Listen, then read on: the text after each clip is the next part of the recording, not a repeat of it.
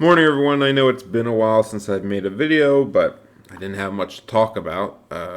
It's the end of October, and pretty much at this point, I'm waiting for the updates to come out. So I don't know when they're coming out. I've heard 2 weeks, I've heard 4 weeks, I've heard December. Obviously, the sooner the better. I think, generally I'm more excited about the updates this year because I know a lot more about the armies in the game and I have more thoughts on what should be changed. In the meantime, I have still been playing a lot. Been playing just orcs the last couple weeks, as I said in the other videos.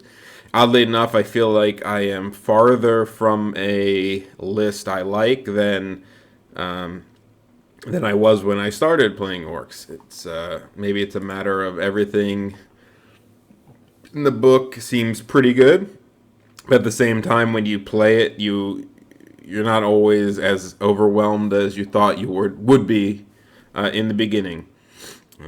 I think some of it has to do with my playstyle, and so if you've seen my gauntlet list, it's very aggressive with like the spider heroes and single models, and you kind of realize, oh, these spider heroes just get ass beat by different all the good magic lores. Just screw them, right? Like alchemy's good versus them, occultism's good versus them, evo's good versus them, Thom is decent versus them with trial and hand of heaven is not bad versus a 3 wound hero that you could just kill, right? And they can't hide in any units. It's just they have a problem of they're not that they're cheap, and they're a little bit less than hunters, and you could say they fight like hunters. I'm 5 strength 5 with Hero's Heart with some poison, blah blah blah, and I think and they Vanguard and whatnot. I think some of the downfalls, one being when they Vanguard, they have to be with the mage, so the mage or whoever's vanguarding them has to be like close to the unit he bails into, at least with the list I'm using. Secondary thing is, they're leadership 8. They're not immune to fear. They're not immune to leadership. They're not immune to panic.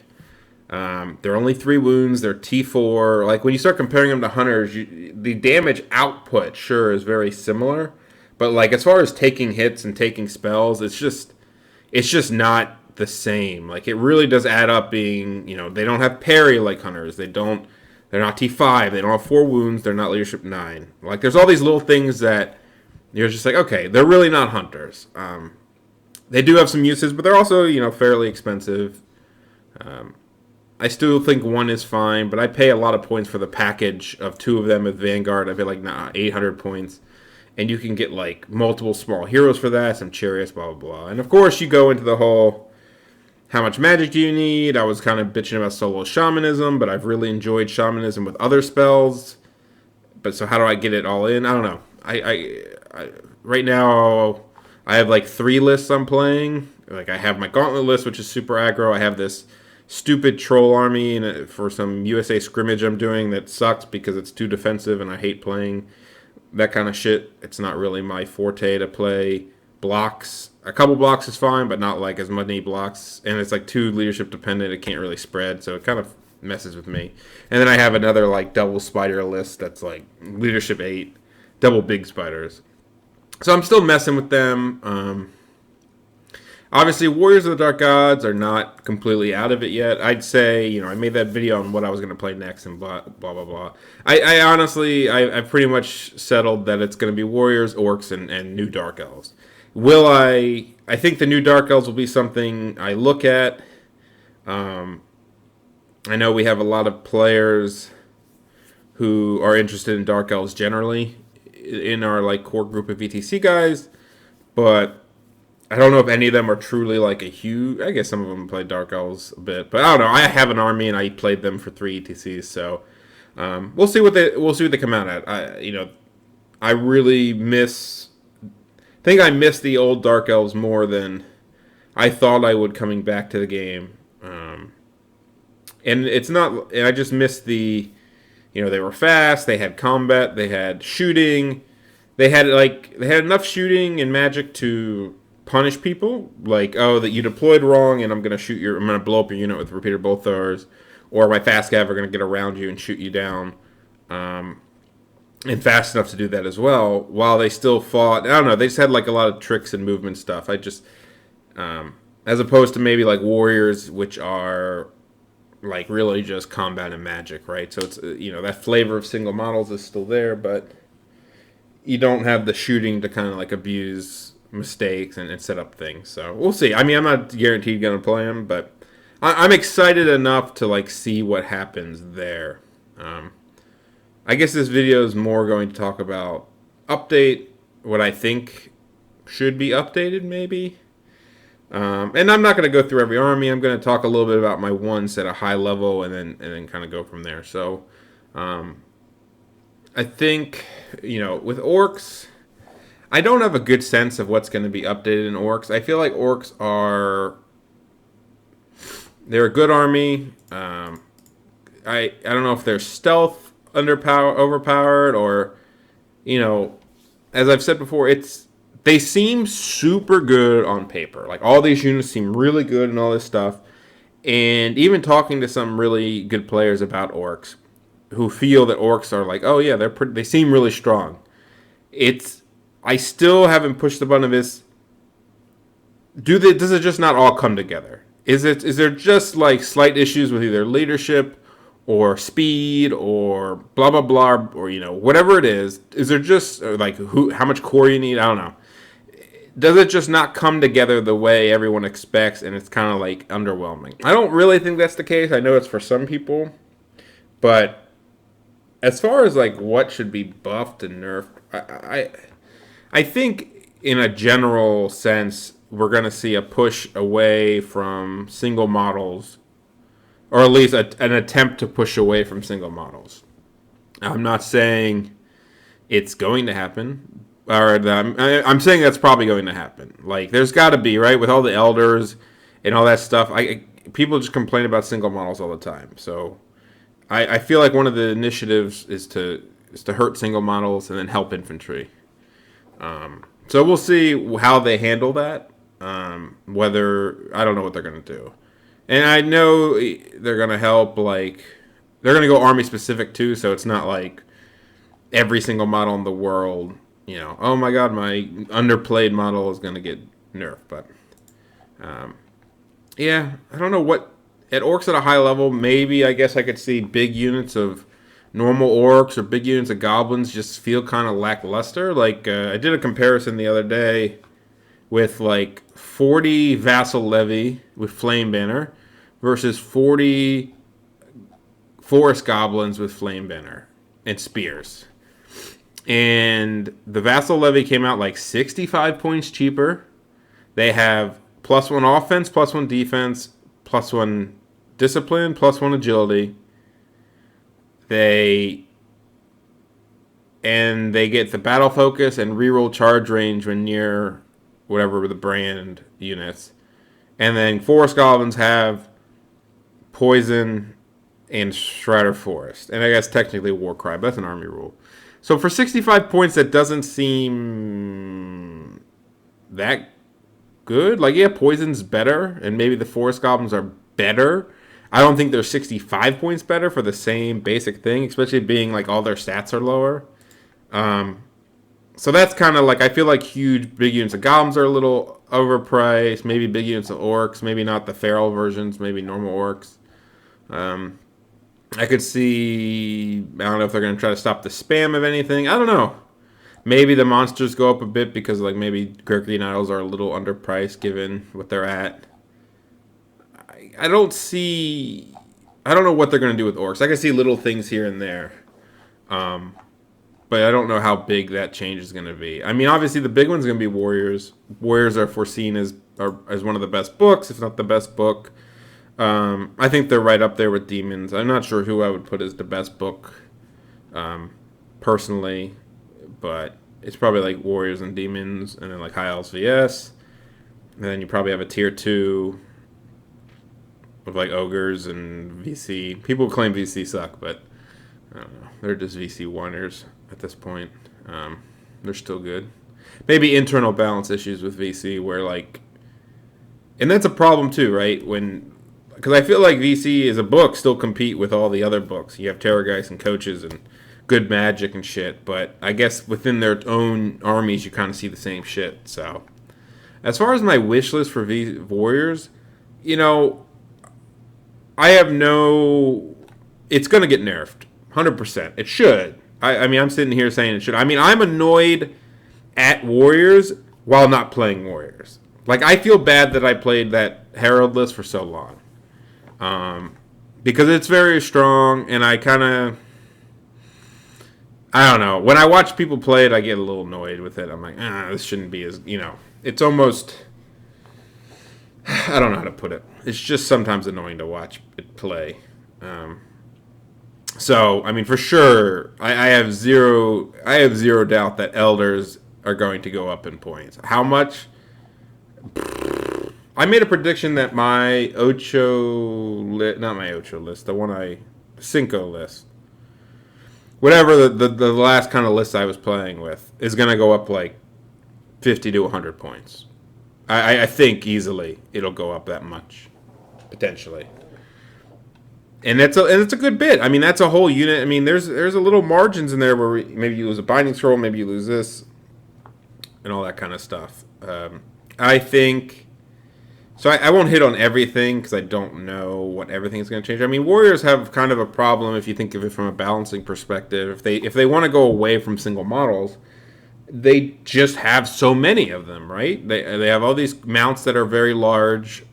They have like battle shrines and chariots and 3 big monsters, 4 big monsters, right? What are the 4?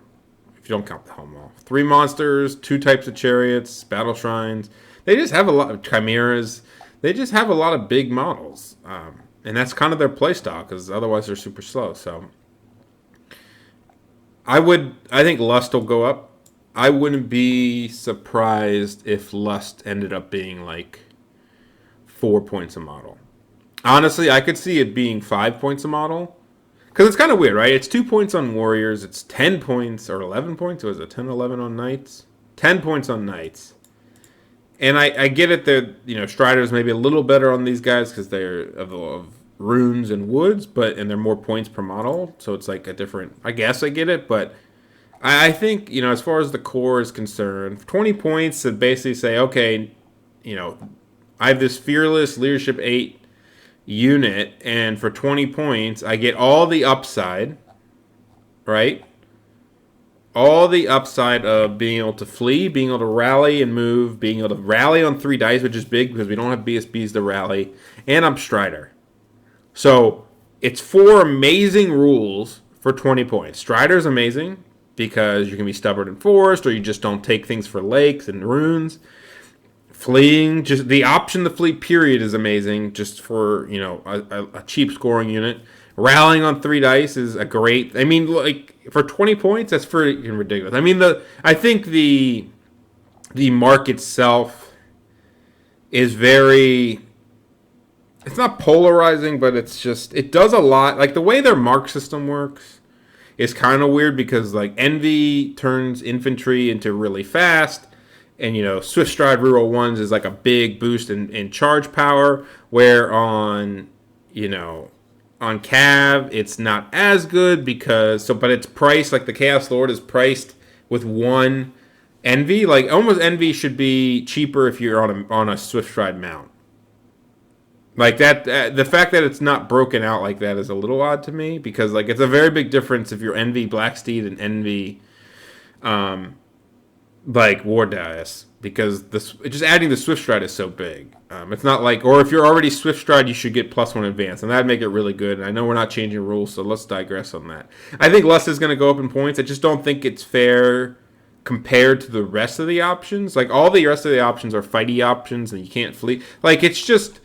Right, Envy is like, okay, I'm faster and I'm better on the charge. Gluttony is, okay, if I stand for a long time, I get better strength. Greed is I have options to fight in different ways. Sloth is, like, this is the only one that really changes how the unit plays, like to the point of it can do so much more. And I don't think it's a horrible thing. I think they should pay for it. I actually think I think the points in the mark should be changed. I think it could be up to 5 points a model. Make you pay for it. It's a good option. And maybe to counterbalance it, drop the points of warriors 5 or 10 points to start with, so that naked warriors without a mark are maybe more enticing.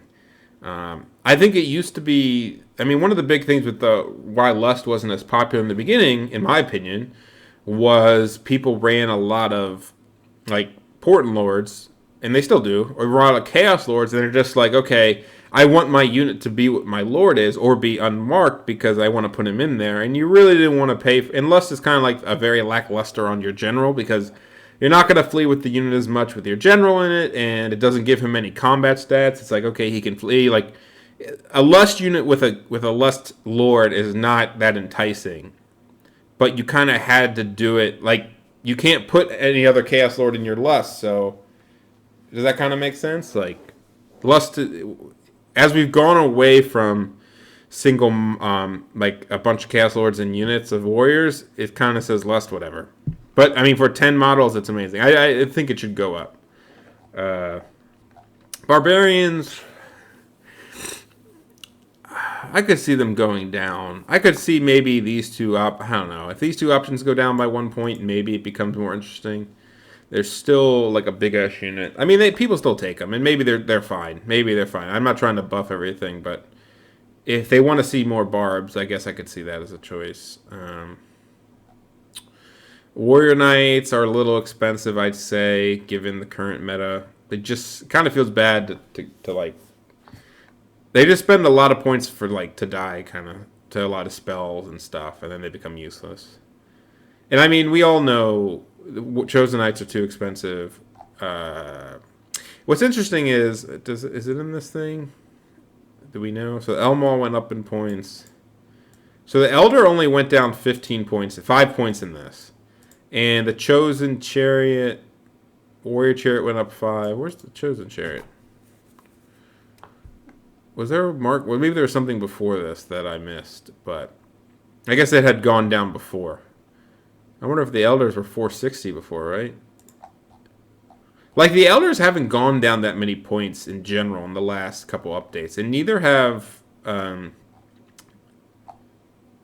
guess these guys went down a good bit.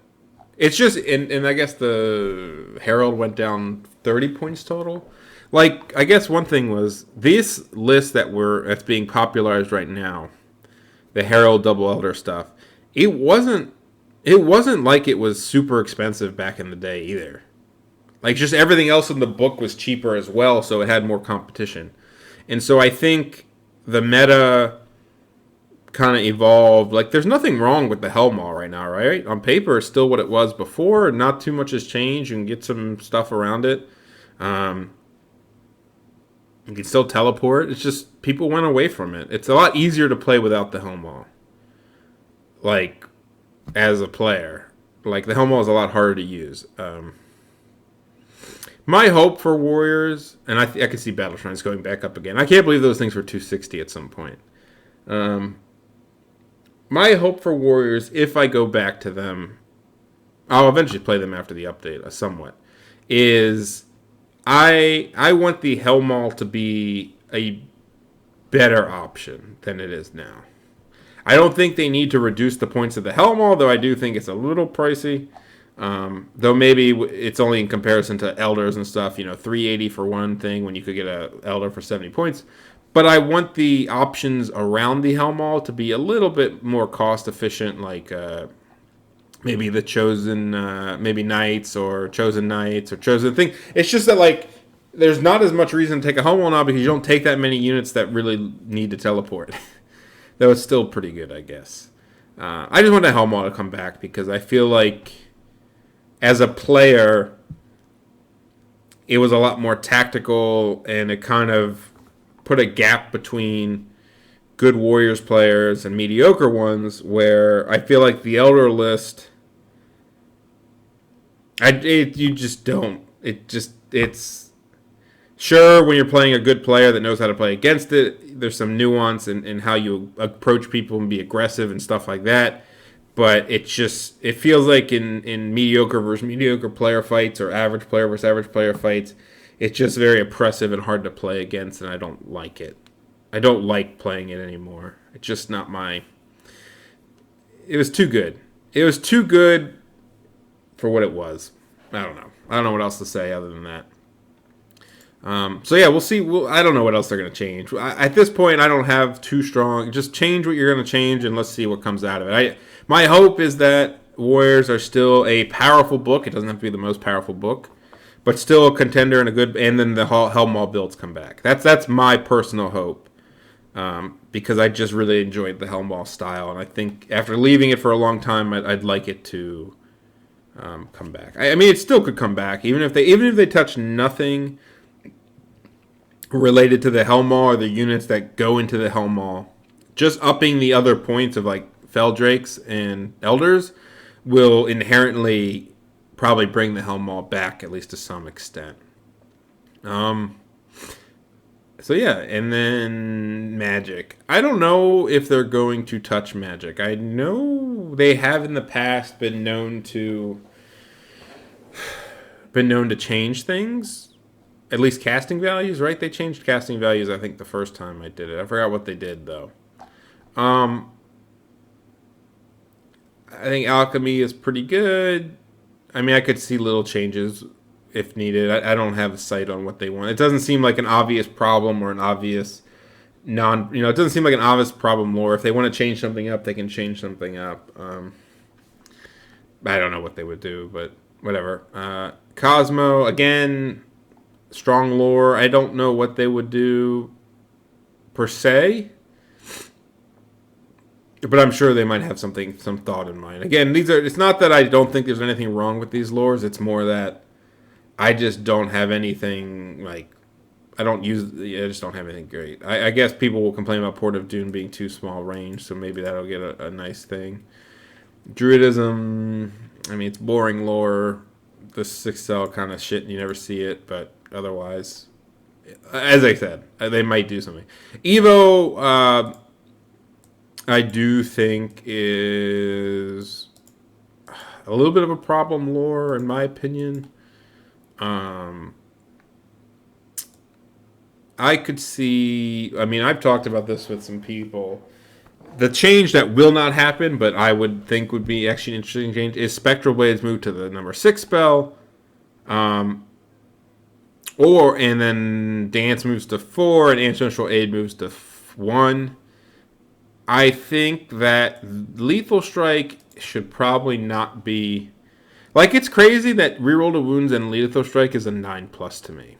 There are so many good spells in the game for like a very high casting value, and it's not even anywhere close to how good this spell is. Like, the synergy between Lethal Strike and Reroll to Wound is crazy. I would almost rather see it be maybe 6+, 6+, and then you get one or the other, or something else. It's just, how many times can you 5-dice Spectral Blades to win the game? It's probably the one. It's like the old Mind Razor in a sense. Like, so sometimes it's like I just need to 5-dice it. If it goes to number 5, at least you're 5-dicing it on a Wizard Master and not a fucking Apprentice or Adept. And you have to, it's harder to get. I can see Touch of the Reaper probably being nerfed.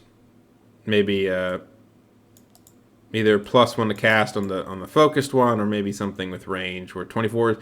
It's the longest snipe that's D3 hits, right? Because the Cosmo one is 1 hit at 24 inches. And what's the Cosmo one cast on? A 7? Okay, the Cosmo one's pretty good. But it's only 1 wound. It's not like... it's more of a hasten as opposed to... it's basically is hasten, as opposed to this one. And like Mark for Doom is 12 inches for the actual snipe, and even the Thumb spell is only 18 inches. So yeah, Occultism. I think the Breath Weapon. I've had ideas in my head whether this should be 12 inches. I could see... I kind of think that like this range could be 18 and this could be decreased to something else, whether it's 12 or 8 or 10. Just like it's just really good on like a caster sitting in his own unit, rolling 2 dice at it. Like a 5 is super low. Like I've played a Herald, and just being like 2 dice for a breath weapon that's toxic is amazing. So to me, maybe it's either the casting value or just somehow messing with the range, so like it's more of an option to add to other units, right? Because if you look at the breath weapon from Thaumaturgy, it's almost always cast on another model. Like ogres, orcs, and demons are casting it on champions and other models, and I could even see that spell going to 18-inch range. It's a little bit far, 24 in my opinion. I don't think they'll change that. Everything else is whatever. Pyro, I don't know. They gotta do something with this lore. I guess my problem with it is it's just a lot of the same shit, right? It's just all strength 4 AP 0 or strength 3 in this case, and so it doesn't really... It's either going to be really good versus the army because you're like, all right, are you bad versus strength 4 AP 0? Well, this is great. Or the opposite. Like even you could say alchemy, maybe alchemy is only good versus, high armor, but it's not that true. I think, molten copper is pretty good against, medium armor, even 4+ save, right? Quicksilver Lash has some good uses on monsters and stuff. But then you have the spear, the spike, which is really nice. And then you have 2 very good buff spells in Armor and Glory of Gold. Well, this only has 1 really good buff spell, and then the rest is kind of damage, and then all is damage that does the same shit. So, Shamanism, maybe Savage Fury is too low of range, like 9 inches is really not far. Otherwise, I guess people complain about Summon and stuff. I'm not 100%. I don't play. I've just started playing with it. Hand of Heaven. Speaking tons, probably be farther range. A little bit, maybe 24, maybe less to cast. I don't know. It's at 8 now. 8, yeah. 1 post -2, yeah. I give this lore a lot of hate. I've said that maybe it should be reroll 1s when you roll 3 or more dice, so that it actually causes more miscast, but not. Like I think the problem with Thom right now is it's very abused by the Sentinel and Demons specifically because they have +2 to cast, and so all these spells, even the 8s and 9s, they just hit the breakpoints very nicely as far as the math is concerned. And so when the Sentinel by himself can cast like all his spells easily with like an 8 phase, right? You can just go like 2, 2, 2, 2, or 9 dice, which they have a lot of times because of the 2-for-1 trade, and it's just 2, 2, 2, 3, right? You can do 2 dice hand, 2 dice smite, 2 dice, or then you just put another master. You can have another guy with you if needed. 2 dice trial. So I just think, yeah, I don't know if you hit the lore, if you do the reroll 1s only on 3 dice, or if you just say jack up the Sentinel's points or something over on that side. Witchcraft they need to probably do something with this lore. The 6th spell isn't very exciting for most people, and so I don't know what they do with it if they lower it. I mean, it's still a low cast and it's a high. It's fine. I don't know. It's just people don't like taking this lore because it does do damage. But it does have some good spells. I think Twist Effigy is really good. Raven's Wing is good. But yeah, I don't know what they're going to do or how much change they're going to make to Arcane. But at this point, I'm going to keep playing Orcs. I'm just waiting for the update to come out to see what kind of spices up. Whether it's Orcs, Warriors, or I'll take a look at the new Dark Elves when they come out. But I'd assume those are the 3 I'll stick with because there's no reason. Nothing else really excites me to the point of somebody doesn't play it for ETC, and I really have this drive to use it. Just kind of see what falls in over the next couple weeks. But I mean, unlike some people, I haven't stopped playing because I'm waiting for the updates. That's why I'm playing a lot of Orcs, because I feel like the update might help them, but it's also, whether or not goblins go up by a point or not, you can still test the stuff, right? It's not going to change so drastically like it's untestable. You still got to learn what units do, and there's still a lot of units for me to try. So anyway, that's my update, guys. Thanks for listening.